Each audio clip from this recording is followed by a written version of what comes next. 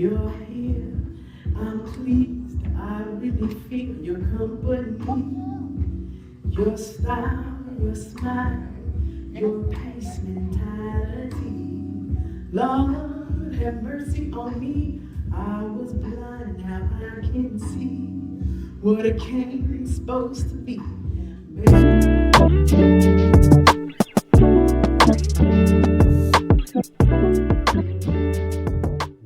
Excuse me, miss. I was in the waiting room when you gave your testimony. And what I realized is that we have an enemy in common. While you were being called to the office again, I was being put out the only home I've ever known. While you were shaking with anxiety and fear over something no one ever wants to hear, I was shaking in dread. Because we all know what happens to little girls that have no home and no one to claim them. I think our souls passed each other by. See, my soul left me a long time ago in a dingy motel room, ripped away by brutal force. It fled, unable to find its way back home.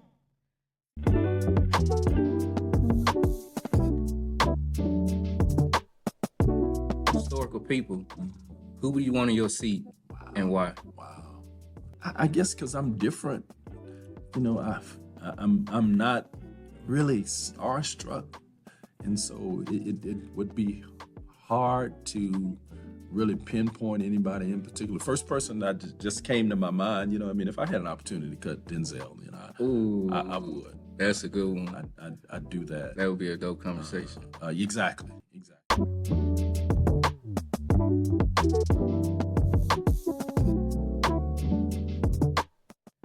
How important is diversity in your work, considering you grew up in a bilingual, bicultural home?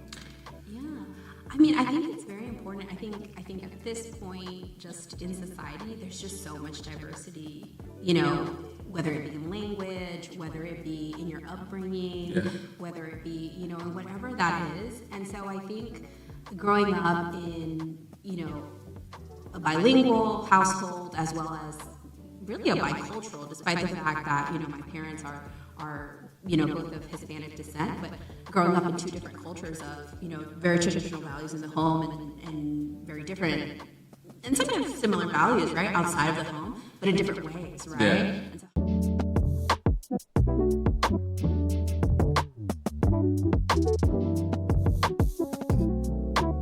he tests those whom he loves. I pray he continues to love me till my death. I pray he continues testing me and testing me and testing me until I have no questions left. Until I can ingest knowledge and choke on lies and spit out truth with every breath.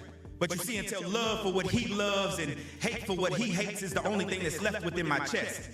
I know that I will constantly fight to love what's right because I was created with a heart that sits slightly to the left. But I'm okay with that. Because I always knew and always know that he knows exactly what is best. You see, he knew that it would only be a matter of time before I would open my eyes and finally realize that I needed to look deep down inside and pull out the divide so that my heart and my mind would collide and learn to work together.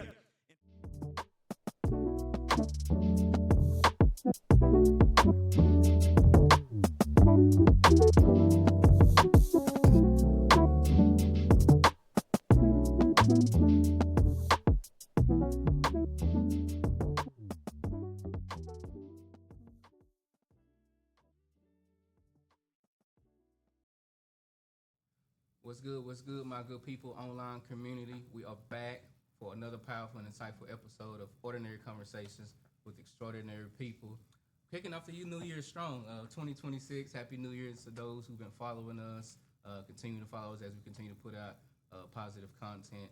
But I believe this is going to be resourceful. I believe it's going to be educational and an informative episode. But without further ado, I got to give my guests their introduction.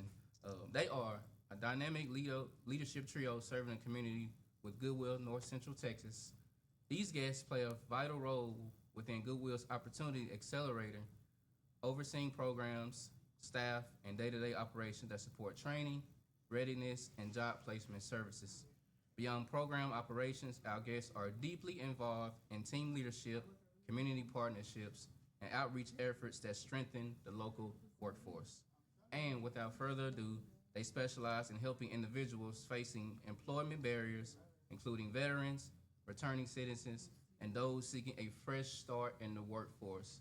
Online community, in-person family, let's give a warm welcome to the one and only Mr. Gregory Cater, Mr. DeAndre Johnson, and Miss Sandy Joanis. Thank you for having us. Gotcha. Just I guess we could do like a quick run through, just kind of share with our online community what your role is at Goodwill, and we'll just kind of go from there. Okay. You want to start? Who want to kick it off for us? I'll go ahead and go. So, like you said, I'm Gregory Cater. I am the program manager, Opportunity Accelerator program manager, and I wear many of hats. So, yes. Yeah. Ms. Johnson? My name is DeAndre Johnson. I go by D. Thank you. So if you come up, ask for D. Everybody know who I am. But I am the program director for Opportunity Accelerator.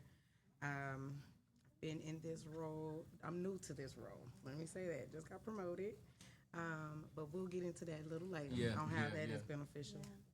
And I'm Sandy Joanis, and I am the Opportunity Accelerator Supervisor, overseeing our intake specialist and employment specialist. Okay. Good stuff. Miss DeAndre Johnson. Did you call me Mister? My I said mama Miss. named me that. Okay. Okay. I said Miss. Okay. Yes, I'm just joking. I Okay. got you. Let's kick off the show with you. What motivated you to join Goodwill North Central Texas back in 2021? What led you through this journey and where you are now? Well, shockingly, COVID did. COVID, the economic time frame that we were in during COVID, actually pushed me into the life of unemployment. So I actually got to see or live the life that some of the people that we serve today. Right. I've been in those positions where certain hardships that were not never hardships for me became a new hardship, and I had to find my way out of that. I went on Indeed.com like most people do. They were seeking jobs, and I seen an opportunity there for a employment coach. And one thing I love to do is help people. I'm a servant at heart. Yeah. And so I was like, I'm gonna just reach out and see what happened. I put it in God's hands, and 4 years later, I'm now the director of that same program that I entered in 21. Wow.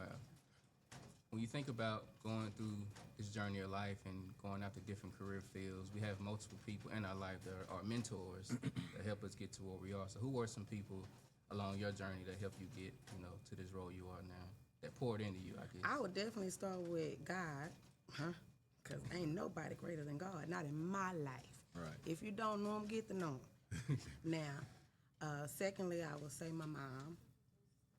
My mom, she has the type of strength and endurance that I've never seen before. I've seen her fight battles that I could never take down. Yeah. So it gave me the encouragement to push myself, even when I feel like I'm weak and I'm not capable, to just find some strength and dig deep. Yeah. So those would be my two influences, most importantly, and my grandma. Of course. You can't forget about it. No, you can't forget about that. You can't forget Yeah. about Granny, man. Yeah, I definitely can attest to that as well. As grandmother, all my grandparents really played an instrumental piece Absolutely. in my life and taught me just principles, man, mannerisms. Yes, ma'am, no, ma'am. Yes, sir, no, sir. Opening the door for people. Absolutely. And just carrying that throughout my 36 years of life. But like you mentioned earlier, the word servant, I think that's one thing that we should all take heed to, setting ourselves aside for the betterment of other people. Yes. And making sure that their needs are met. So no, that's awesome. The world will be a better place. Of course. And it's free. It's free of charge. Yeah, it's free. You ain't gotta do. Yeah. Yeah, I totally agree. Walk us through the different programs under the Opportunity Accelerator and how they serve the community. What does that look like? I'll agree. So with Opportunity Accelerator, we always say it's a three-part program. And so beginning with, the idea of Opportunity Accelerator is to basically assist people with finding employment and then also assisting them with career advancement. And that is tackled by a variety of ways. And so to go into the nuance of what we do at Goodwill North Central Texas. First, it's an intake process, of course, to gather our clients' information. From there, our clients are then assigned an employment specialist, and the employment specialist role or job is to assist our clients with breaking down barriers. And that can consist of anything. That can consist of childcare. That can consist of resume building or revisions, things like that. And then from there, once we've tackled those barriers, then they are assigned what is called a job placement specialist, which was my original role, which was to assist our clients with finding employment in a hands-on manner. So, what our job placement specialists do, they'll meet with our clients, see what their ambitions are, what their aspirations are in terms of acquiring employment, and then from there aligning them with those employment opportunities and things like that. So in a nutshell, that is what Opportunity Accelerator is. Yeah, that's awesome. It's always important, man, to meet the needs of the community, and the only way you can do that is seeing what those needs are. Right. And so that's well said. Make sure that you're strategically walking them through that process, not just throwing a rope and say, "Hey, go grab it." There's a lot of research goes into what we do. Yeah, So the specialists work with them one-on-one. So I think we are averaging somewhere close between 250 to 300 people a month. Wow. So some of them are new, some of them are reoccurring because we're always open. Yeah. We're never turning anybody down. And I think that is one of the biggest proudful statements I like to share about Goodwill is because we don't turn anybody down. Goodwill is for everybody. Yeah. I All definitely backgrounds, all cultures, all races, all creeds. Yeah. Miss Sandy Joanis, let's pivot to you. Talk about your background with relational leadership and how that has shaped your approach in Goodwill. What is the concept of relational leadership? Sure. So about 15 years ago, I was introduced to an assessment called Clifton Strengths Finder, and it focuses on what we naturally do well. And our society often looks at our weaknesses and says improve them, but what Clifton Strengths Finder did was let's look at what you do well and let's increase that. And with that, there's different styles of leadership, and I learned that mine is relationship driven. And for me, in regards to what I do at Goodwill and how we serve the community, my goal is to help build the strengths of my team. But I started as an employment specialist, and how I use that with my clients was getting to know them. Yes. Oftentimes when you're down and out, you're unemployed, life feels heavy, pouring into someone and pulling out what their strengths are when they're like, all they know where they're failing or where they're weak. The times that I could work with a client and say, no, what lights you up, what makes you happy. Yeah. Just developing people in that way. And my goal now as a supervisor is to pour that into my team so that they can continue pouring that into our clients. Yes. And so just getting to know people, hearing their stories, giving them space. Yeah, I totally agree. When you think about relationships, the root word that is the word relate. Yes. There has to be some sort of relatability when it comes to, like you mentioned earlier, walking through life with all creeds of people and meeting those needs. For example, even here working at this library, man, I've had the ability to build so many relationships with different people who come in throughout these doors, even just the regular patrons, the people that live in this community. And I think that's where it starts.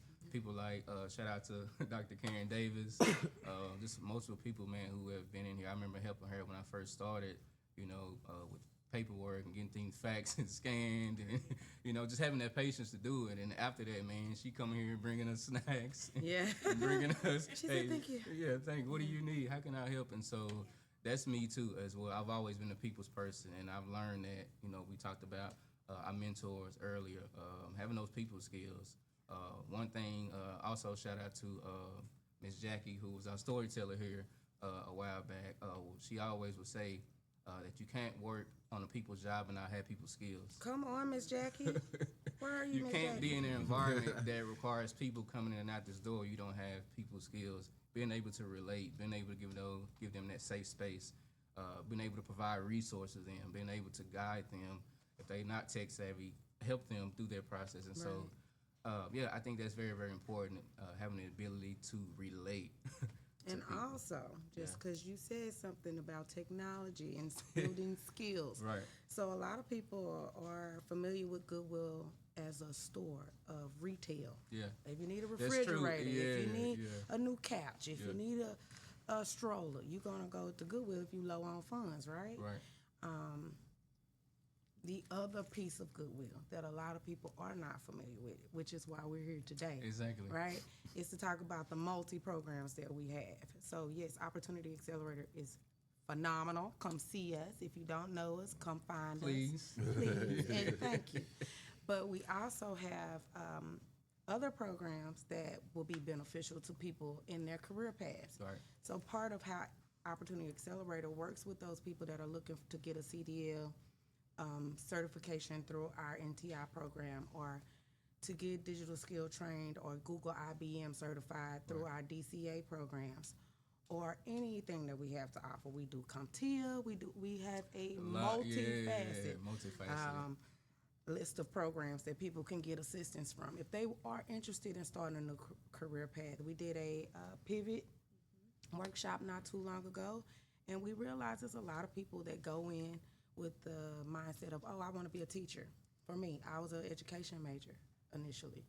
And then I realized the way I love on people, that's nice, but that ain't my end game. And so I ended up getting into sociology and finding out the studies of people's behaviors and why they do the things they do.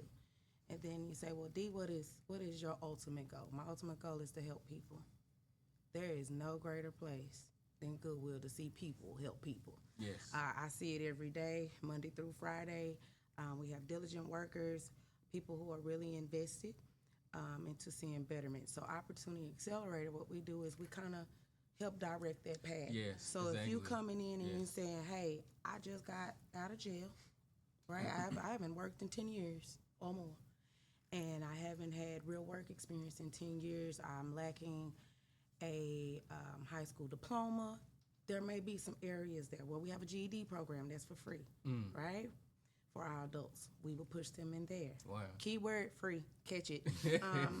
We also have digital skills, because you've been incarcerated for 10 years or more, you may lack some Yes. computer skills, Yes. right? And we live in a techno world, and so we would then put them in our DCA courses, see if they're interested in getting certified in any of the IBM certifications, and building up that skill to be able to work a computer. Wow. Because in order to do a resume, you gotta have You technical skills. gotta have tech skills. So we have all those things in-house, and we kind of funnel them through where they need to be. Yes. So ultimately, at the end of the process, they can turn around and say, I started here. I started as an incarcerated person, or a person that was not employed, right? With limited resources, limited knowledge, limited tools, right? And then after I did all these things, now I'm here. And you can look back and say, I never need to go back here, because I'm equipped to stay here or go forward. Yes, Yeah. yes. You said something earlier. I want to get to this question since we're already there. Relaunch. Yeah. That focuses on individuals who are formerly incarcerated. And I think this is a huge deal, because I've had family members, friends who were incarcerated, and they get out and they want to have a better life, apply for employment, but there's that thanks but no thanks. Yeah, There's yeah. that denial, and so it does something to a human being, discouragement. I can't get a job because of this on my background. And so for you, what are some key challenges and successes you've seen in helping participants re-enter the workforce in regards to I think relaunch? our biggest struggle in general with any population, because we break them down because each population may require something additional or Right. something less, right? But they all ultimately are needing a thinking change, Yeah. right? It starts here. Yeah, definitely starts in mind. It starts in the head. And so when a lot of our clientels are coming in, they already are like they're behind the 8 ball at this point.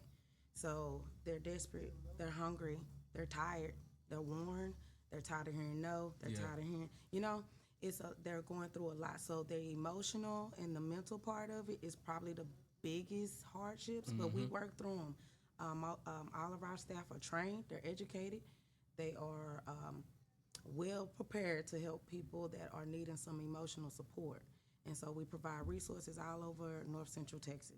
Wow. So if you're needing assistance with transportation, daycare, some of the things that Greg mentioned earlier, we have providers that we are personally connected to to make sure that we can at least provide a resource so that they can reach out and try to follow up and get that need met. Yes. Yeah. I totally agree. Mr. Cater, What's that?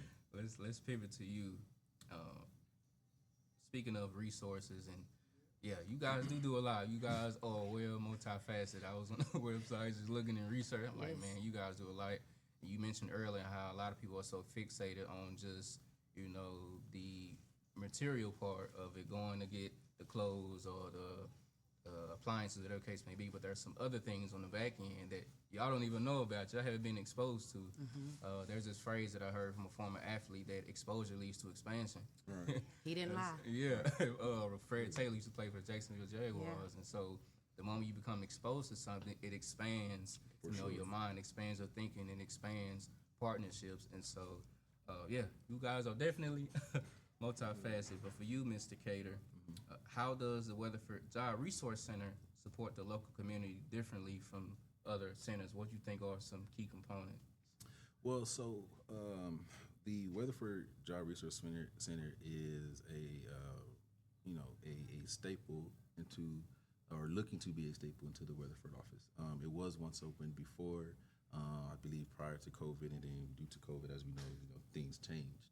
But we've kept the store there, and so now, with the Weatherford JRC now being opened again and everything, it's we're getting that reacclimation to the community and everything like that. And so, but to answer your question, every job resource center kind of tailors to the community that it serves. Right? Yes, makes sense. Because we know geographically, some parts of some areas, jobs are plentiful and some aren't. True. Or some, so for example, in the Midwest, that's a lot of farming, whereas in the Bay Area, that's tech, right? And so, we try to tailor all of our programs, all of our job resource centers to meet the need of the community. Yeah, gotcha. For sure. So would you say the environment, I guess, plays a role in regards to certain job and career fields? For sure. So, one of the things that makes the Weatherford Job Resource Center a good thing is because it prevents those residents that are in Weatherford from having to come all the way to Fort Worth to, Out there. to, Makes sense. what I mean? Because we have, we do tons of, events, job fairs, hiring events here in Fort Worth, but that may not be beneficial to someone that's living in Weatherford Yes. or at Hudson Yeah. Oaks, so on and so forth. Yeah. And so, yeah. How long has this center been in existence? We reopened, I should say, in December of 2025. So it's very, very brand new. We're having our grand opening on January 27th.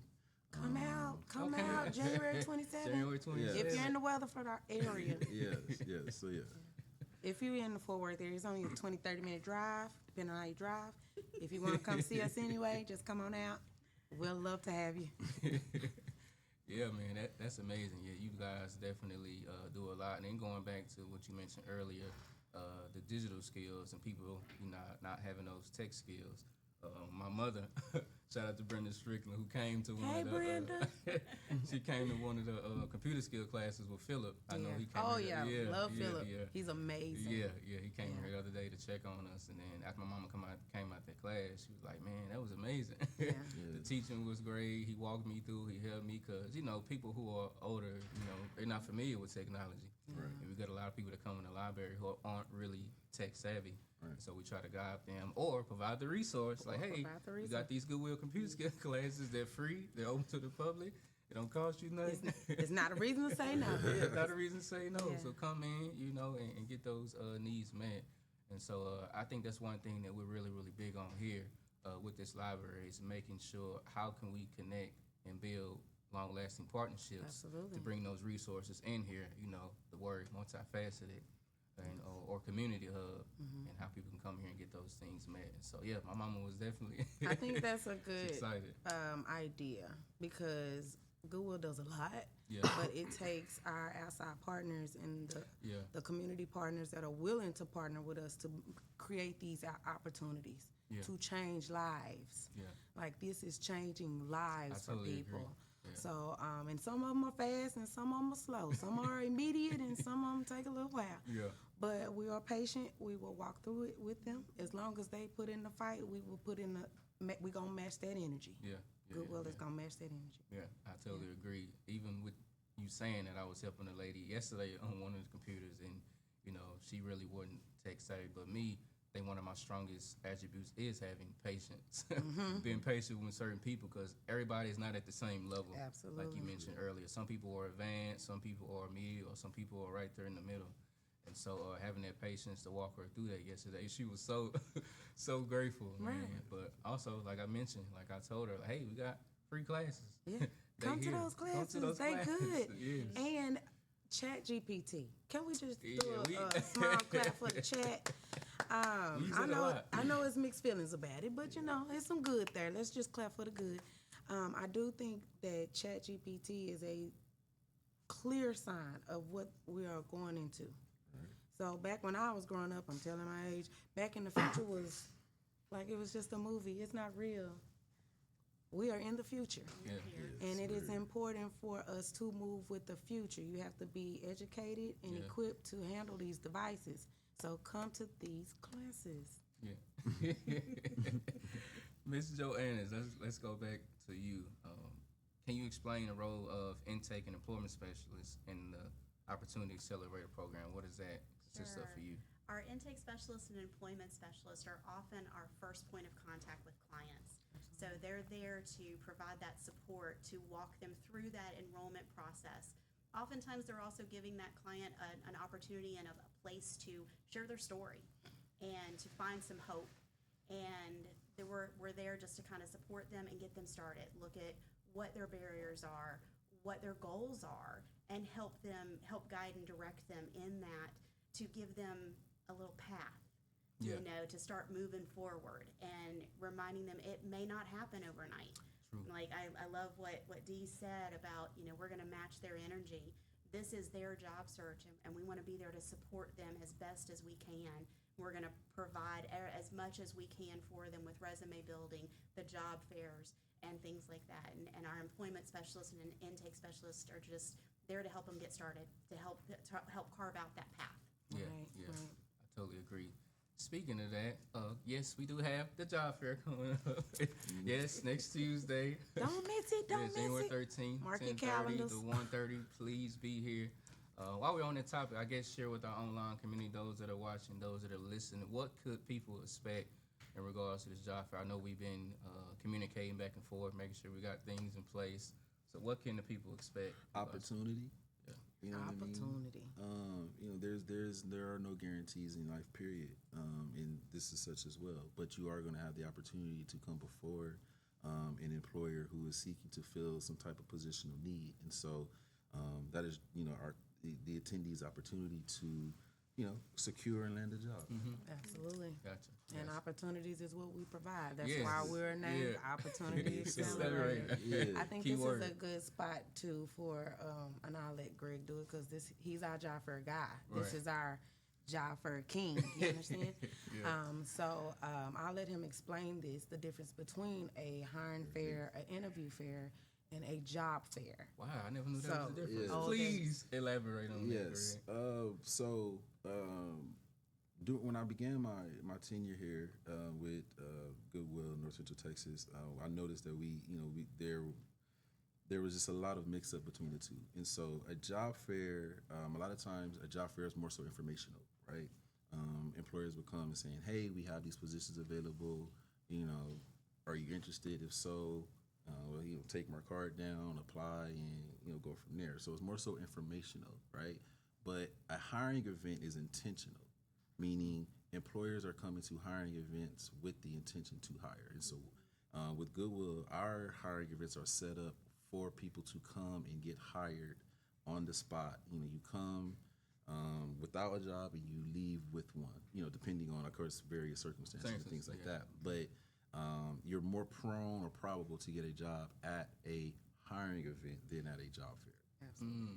So, Now, at job fairs, there could be some vendors at the job fair that is operating in a immediate hire situation. Right. But the likelihood of it is slim to none. I mean, we are just reaching out to everybody that we have. They say, hey, if you have availability and you have people and positions open, we would like for you to present yourself. And these are community partners that are dedicated to the same cause that Goodwill is. Right. And they come in, they show up, and they are providing those services. Where? I never knew there was a. Yes. Well, I hope y'all listening. I hope y'all taking notes. Yes. I never knew there was a difference, man. That makes a lot of sense. Yes. It's Absolutely. different. So we get a lot of feedback when people come into job fairs, especially if they've been away for a while and they're not familiar with what a job fair looks like or what a career fair looks like, or with many different fairs, okay? Yeah. And they'll say, oh, why did I come here if I didn't walk away with a job? I mean, I was able to walk around and give out my information, but this didn't help me nothing. But it did. It did. It did. Because we're sowing connection. seeds. Right. Come on, church. We're sowing seeds. Yeah. And you might have to put down 20 seeds before you get something to Well, you bloom. get a harvest. Right. Yeah. Right? Yeah. But dropping those seeds are important because you don't know what hand is going to fall in. I totally agree. Right? Yeah, the harvest is on the back end, but you got to plant the seeds You first. got to plant the You gotta seed. plant the seeds. And you gotta got to do till the work, You got to till the soil. Gotta Yeah, water don't it. stop at just planting it. Yeah, Till it. Yeah. Water it. Give it some, go check on it. Yeah. I totally agree. Mr. Cater, how do you, well, this question, how do you help job seekers prepare for success beyond just placing them in a role? And the reason why I ask this question is, correct me if I'm wrong, but I believe there's a difference between a job and a career. Absolutely. So a job is like, hey, I'm gonna get this job, pay these bills, I'm gonna keep a roof over my head, blah, blah, blah. Yes. But a career is something that you got certifications for, you've got degrees for, you You have a love invested and a in. passion for. Yes. You invested in it. You invested So in it. that goes back to my original start about how I started at Goodwill. I didn't plan on staying at Goodwill. That was just gonna be a job. Right. But when I realized this serves everything that I stand on, That you stand, yes. I could see myself doing this for the rest of my life. Then that tells me that I'm purposed to do something in this wheelhouse, right? And so it goes back to what Sandy was saying earlier about finding what makes you light up. Yes. What do yeah. you like to What do? do you like to do? Why go into a job or a career? Because we're trying to get out of the job. But you might have to get a job till you get to the Of career. course. But that's the path, Yeah. right? But why want to build a career in something that don't make you happy? Something that don't make you want to get excited to get out and keep doing the research, Yeah. right? It's not a marker in your career path that you should ever say, I'm done, I'm finished growing. Something that you love to do, you're going to keep doing it till the day you die. Yeah. Yeah. Well said. So, well, Goodwill does a multitude of things to help our clients, rather than just get placed and things like that. So we do like career workshops, which provides our clients an opportunity to come in and get hands-on assistance with applications, doing a job application, or just creating a career pathway, right? We don't want to just, set them up just to get employment for the now, and because they can potentially lose that job in a week or two, however so, Absolutely. right? Yeah. And then you have recidivism, constant people coming in. And though our doors are always open, and our doors, we don't want it to be a revolving door. Once you leave from us, we want to ensure that you are good to go and you are ready to, get out into the field. So our career workshops, our resume building classes, and our continuous programs and implementations that we do constantly just basically reinventing ourselves, ensuring that we're providing services and resources to our clients to ensure that they are taken care of in the interim and long term.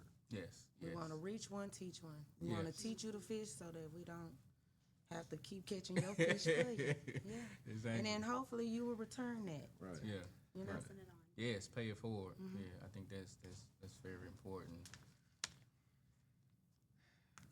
Let's get back to you. Oh man. How does VetWorthy support veterans differently than other OA programs? And the reason why I ask is we had a former guest on the show. Shout out to Dr. Sarah Ryan, who's very well rounded, 20 plus years in the library world. And she also works at UNT, but she was also a former attorney as well, and she worked with veterans, and we were sharing a story on how veterans are, when they come out of the military, that there's a mental shift and they're not, who they used to be, and they're trying to get resources, but they don't have them, or they're not in the right environment to get them. And so for you, what does VetWorthy consist of? Well, Vetworthy is a very special program. There's tons of programs for veterans, but a lot of those programs are people that are not veterans helping veterans. So they don't understand the walk. They don't understand the mental shift. They don't understand all of the things they had to overcome to become a civilian again. Well, our program is veterans coaching, teaching, leading veterans. Wow. So it's people that has walked, like you said earlier. We were talking earlier before we got on, but we were saying, how you gonna teach me something and you ain't never done it? Yes. You ain't never, you saying that because you live in this way. And you don't know, I lived in the projects, you know? Yeah. So it's hard to teach from something that you have not experienced. It's best that those veterans understand their own language. Yes. They have I their do believe own they have their language. own language. And they have their own reasoning and understanding because they've been trained and accustomed to think a certain way. So helping them find these paths, these career paths that fit them and the type of work they've done. We also assist them with status, and a lot of them are what's the word? I'm drawing a blank. They are no longer in the military. I forget the word for it because I'm not a vet. Okay, discharged or retired. Retired. Right. That's what I would say in my civilian. They retired. One of the two. Yeah. But when they come out of that, a lot of times there are a lot of funding to support veterans that they either have limited knowledge about or don't know how to get to it. It's like they say, oh, you know, you can get $100,000 as soon as you exit, but if don't nobody tell you who to contact, where to go, what forms you need to fill out, what identification to bring, then you are just stuck in the same spot, right? You just got some information you cannot use. Well, at Vetworthy, we're going to walk you through it. We're going to talk you through it. We're going to coach you through it. Reach one, teach one. Well, I guess outside of that, what are some other resources that people can benefit? I know we talked about Vetworthy, we talked about relunch, we talked about, job fair. People that are watching, people that are listening, we talked about it earlier, how a lot of people don't know that Goodwill is multifaceted. And so those that are hearing this, what are some other resources that people... Well, first, I will encourage you to go to our website, www.goodwillnct.org. And you can see the list. It's a long list, but in a nutshell, we have, like I said, our DCA program, which is our digital skill career building program. We have our employment service program, which we will house with we have other leaders. They just couldn't make it today. They're still very important. And then we have, am I missing something? North Texas Institute. North Texas Institute. That's our school. They do forklift certification, CDL license. Like, we cover all. CompTIA, medical billing and coding, medical front office, Goodwill Leadership Academy. Goodwill Leadership Academy. So if you look into program. GED, AEL. So AEL is another program that we also have. They do English as a second language. They do GED programs for 16 to 24. Yes. And I think 24 and up. And they're all free of charge. These services are all free. They are some charges and payouts and tuitions for the institute because it's a real school. That's a school, So, yeah. And then rehab as well. And then rehab. Oh, we love vocational rehab. How did I forget about that one? That one is for anybody. What does that consist of? Vocational rehab is connected with Texas Workforce, and what it is for us on our end. It is a job coaching on hand, so for people with disabilities, right? So if you struggle with disability, you might be on the spectrum, right? But you're an adult. You want to go to work. You want to be a functioning civilian, right? Well, you're going to need some coaching. And mom can't coach you during the day because mama's at work. Right. Daddy can't coach you during the day because daddy's at work. Wow. But you can get them signed up with Texas Workforce. They will tell them that you want to work with Goodwill as your rehab provider, vocational rehab provider, and we will set them up with a job coach. We'll get them hired. We'll coach them on how to present themselves for our interview, how to do the job that they're actually tasked to do. So if you are at Ross and you are doing the shoes, somebody is in there helping you line them shoes up until you can get it on your own. Wow. Yeah. Wow. great program. Yeah, that's Come see us. That is a great program.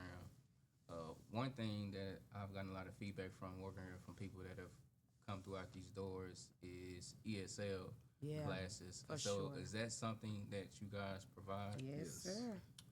Yes, sir. It's as easy as calling or coming up to one of our locations.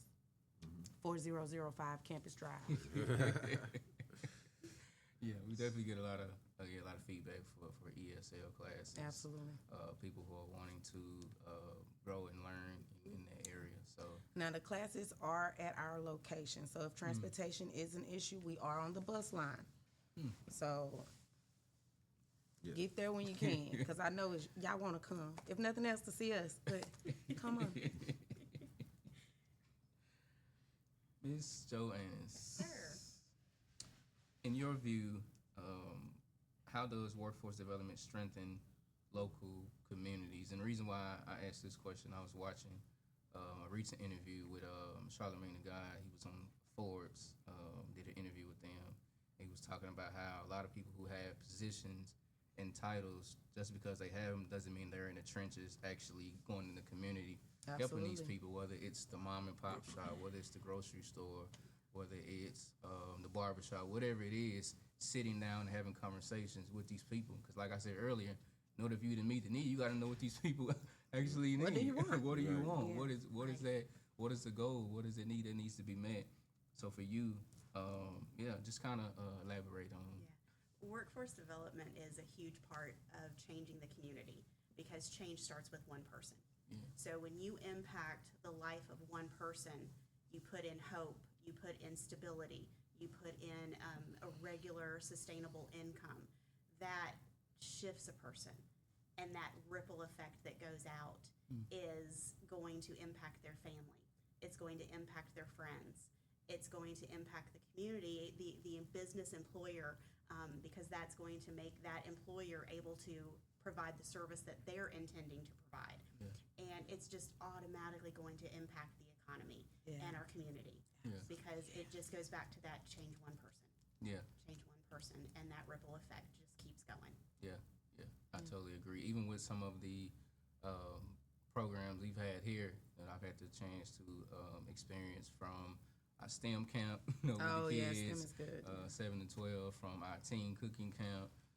Teens come here learning cooking skills, culinary, and then at the end we create this little booklet form with all the recipes, and we also put information they want to get their food handler's license. Can y'all do that for adults? I mean, yeah, we probably. Some people need to know how to cook. No judgment.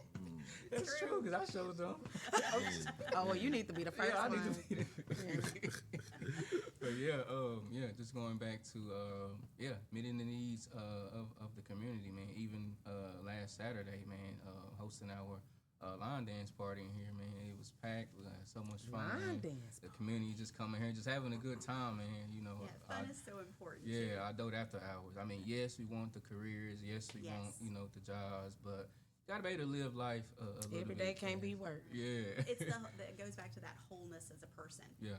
We're not just who we are at work. Right. We're multifaceted individuals. Yeah. And we all need a creative outlet. We all need, yes, we need our income, but we need that stuff to help us feel safe in our world too. Yeah. And oftentimes the fun and creative outlet is what helps us get there. Yeah, absolutely. I totally agree. You mentioned earlier about finding joy and finding things that you love. This is something that I've been doing for quite some time, having the ability to do podcasts and have conversations with people. And I'm grateful for the staff that we have, those that are in the room. Shout out to our executive director, Michael Hardrick. Shout out to library manager who's on the right of me, Rita Wilson. Shout out to Trisha and Noemi. Just great staff here, man, of people coming together, different personalities, but the blend is beautiful. I always like using the analogy of gumbo. You don't eat the vegetables in the seasoning by itself. But the moment you put everything in the pot and you get it all together and you let it sit. You mix it with that rice. Yeah, you get it. You let it That's a good marinate. You eat it it's a afterwards. good It comes out better. And so, definitely grateful, man, for the staff and the team that we have. It might be a small number, but we do a lot of big things. That's good. Do a lot of big things, and I'm grateful. some And stuff. I just want to jump in. While we want everybody to come to Goodwill, please visit your library. Yes. Like, the library Yeah. is such a beautiful place to expand your horizons, Right. Explore different things, the activities. Yeah, libraries are so important. So Yeah. make sure you visit your library. Yeah. Forest Hill especially. Yes, Nice especially. plug. Nice plug, yeah, Forest Hill Library, especially. I guess staying right there, what are some of you guys' experiences, working with libraries, or just even growing up in libraries, or how that has helped you, in your life as well? Chain effect. I'm gonna be honest. I'm gonna segue that to Sandy. But before I do, I definitely understand just the power of reading and educating yourself. Being and basically checking facts, fact checking, and things of that nature. But in terms of my personal use, I growing up, I didn't spend any time in the library. You know what I mean? I'm a high school dropout. You know what I mean? And so, even though my parents and grandparents, my community did a good job of instilling in me the importance of education and educating yourself, my younger self I didn't take heed to that. Yeah. But as a father now, as a man that understands just the power of educating yourself and education and reading, a lot of times in this digital age, a lot of people consume through visual, right? Yes, A that's me. podcast or Yeah. things like that, right? And that is important. And there is a need for that, but there's something to be said about opening a book, reading it. Like when I read now, open a book, I have a pen, and I'm actually underlining Wow. and things like that. You know what I mean? And it helps you to retain information Yeah. and just broaden your perspective. So, Yeah. but in terms of how it helped, I love that. Can we pin that just for a second? Yeah, Because let's I pin want it. to, tap into what he said, because what he said is very powerful. It was. Yeah. He kind of weaves through it because that's Greg. He thinks it's nothing, but those are major milestones. Yes. You're looking at a man today, Mr. Gregory Cater, a program director that also just told you he was a high school dropout. Yeah. He also told you he was a father. He also told you that he was lost at some point in time. At some point, he told you he was uneducated at some point. And a lot of the people in our community are having those same struggles. Yeah. And he pushed himself. He stayed in the fight. He put his ambition into it. He put all into what he wanted to see. And look at the man that you see today. Wow. and he got his master's in And he October. got his master's next, what, September? October. This past October? Yes, This sir. past Wow. Yes, sir. Yes, sir. That's Yes, sir. awesome. So you too can prevent forest fires. All That's day right. long. That's right. Well, the library has been a part of my life all my life. Yeah. Growing up as a kid, one of my first jobs was actually at a library, shelving books. Wow. My son is 22 now, and we lived at the library when he was small. I mean, Texas heat, you need a safe place to go. The library was our safe Yes. place. Air conditioning, books, activities. I still use the library today. I Wow. read a lot of online books, so I'm borrowing, I think it's the Libby app. I don't know Yes, if that's Libby. what you guys Yeah, we use. do have Libby. I mean, it's just a part of my world. Wow. And has been for a very long time, and probably will remain a part, because I like inexpensive, and you guys provide Inexpensive. free opportunities time and time again. So yes. Yes, I totally agree. Going back to what you mentioned earlier, that's a habit that I'm trying to build now this year is read more books, physical copies. A lot of us are fixated on the digital and the visuals, which is good. Nothing against that, but I'm trying to push It's myself. convenient. Yeah. It's convenient. Yeah. My library experience was almost forced, but it was needed.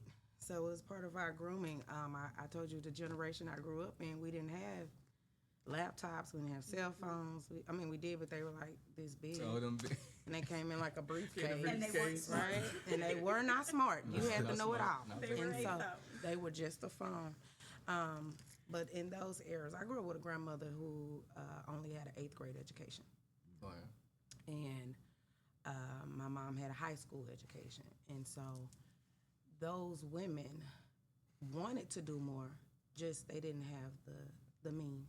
And so it was huge. It was necessary for their offspring and their generation after them to become something greater and have more opportunity. So in my family, school and education ranks right up under God.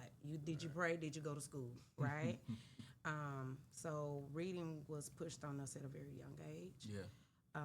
And I hated it sometimes. I'm like, oh, who wants to read a book? I just want to watch Chip and Dale. You know, like, who wants that? But later on in my life, I learned to appreciate it because I can read a book and comprehend what it was trying to give me. Like Greg said, now I take notes. I can retract a lot of the things that I read. Right. Where this generation today is a little bit more questionable because they are getting those assistance from the social medias and the additional apps. Like they got, I didn't even know they have an app that actually, like, you could check your own homework. Like, it's a cheat. Like, you know, what you call it when we were in school, it was the teacher code. You know what I'm talking about. Like, they have the answer key. Yeah, they got a thing that is, that has answer keys to all of your, and this is for college level students. That's crazy. So, you know, it's a lot of support there. I don't want to say handicap, but it's a lot of support there. And then you'll lose a lot of those things that are very much needed to grow in these type of realms. Yeah. There's a phrase that I've heard from a brother of mine who has a background in education. He says, reading isn't just fundamental, it's fun and mental. It's fun and it's mental. I like that. That is cute. Yeah, it's fun and mental. Reading can be fun. It's a way of engagement. It's a way of building community, but it also helps your mental state. It helps your vocabulary. It helps your speech. It helps your dialogue. So, that's definitely something that I'm trying to do better now. You mentioned taking notes. There's a book that I'm reading called How to Win and Influence People by John Maxwell. And going back to what you're saying, certain things that I see in the book, I'm writing it down so that I can, retain it. And so, definitely got to get back to the hard copies, and because it take you on the journey. It could take you on the journey. I want to speak to. I'm pretty sure you all could probably answer this question. I want to hone more on community outreach because I believe that's something that we're big on as well. Partnering with people in the community, whether it be the mayor of Forest Hill when they're doing events, whether it be doing events at Forest Hill Civic Center that's right up the street. Community outreach is important because it helps visibility, it helps appearance, it helps people know, okay, there is a library in Forest Hill. They wouldn't have known it had we not put ourselves in position to be there. Right. And so let's speak to Ms. Joanis. What role does community outreach play in connecting job seekers with meaningful opportunities? I mean, it goes right along with what you're saying there, sir. Community outreach is so important because we're taking our services to the people who might need it the most. Oftentimes they may not be able to get to us, so let's take our services to them. And also you're building, we go back to, like we've talked about, relationships. Building those connections, building those relationships, knowing what's out there. Yes, Goodwill offers a lot. We've listed a bunch of things, but we can't take care of everything. Right. And that's where the library comes in. That's where the other agencies, Texas Workforce comes in, our community partners, the many different outreaches that are out there, the homeless shelters, like every one of them. The flag building. The flag building to help with IDs. Love the flag building. So many things. And so it's vital that we make those connections so that when we meet someone and it's like, oh, you need food? Oh, guess what? We have a refrigerator right outside of Goodwill. Our Funky Town fridge. Funky Town fridge. Funky Town and fridge there's is funny. different things. And it's been amazing. I've been at Goodwill for 2 years now. And I'm still learning. I'm still learning about the resources and agencies that are out there to help people. So just continuing to expand and know helps all of us to help others as well. I think working in this realm, I keep saying realm because it feels like we're in a different land sometimes. But working in the business of helping people in communities, it's going to be forever growth.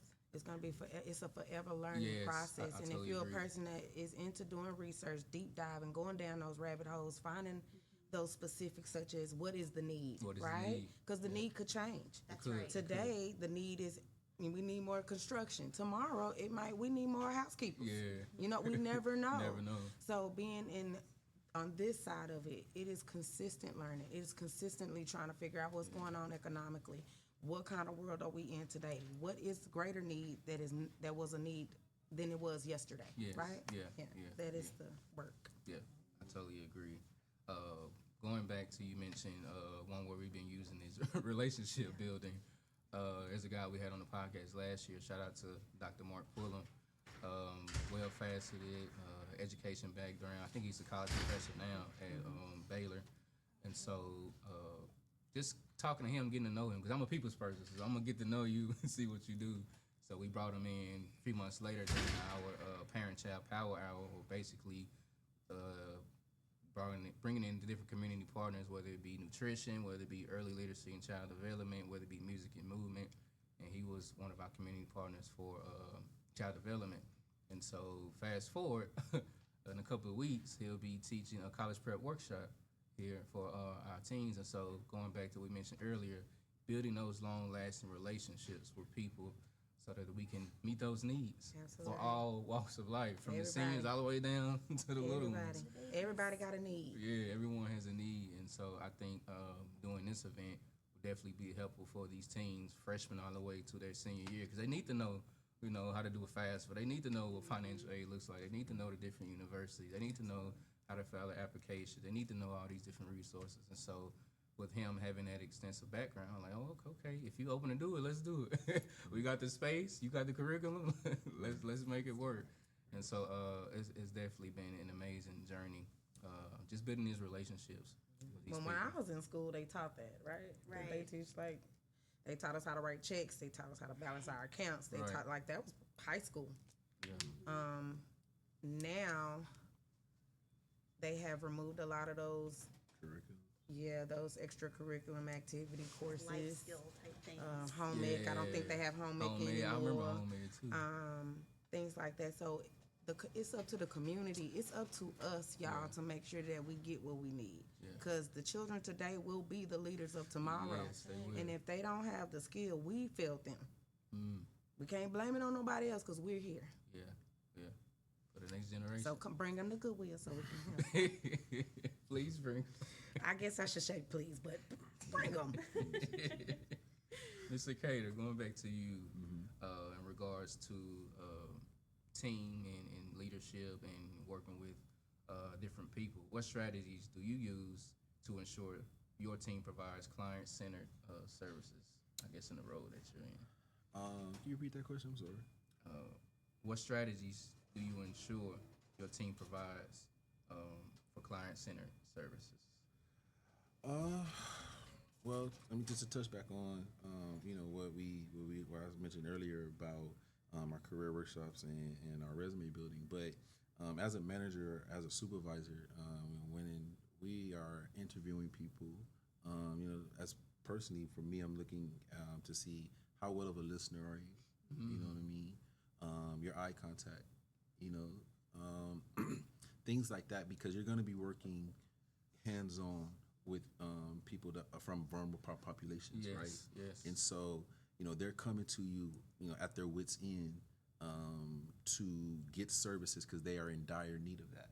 And so if you are someone that's not a good listener, or if you are someone who is more so in a rush to assist instead of rather than listen, you may not be a good candidate for our roles, right? So, there's a reason why they're called intake, job, and employment specialists, right? You have to be either you have to have a certain type of special, unique characteristic about yourself. Love that. Love that. And so Well said. we start there, and then from there, just how do you attack it, right?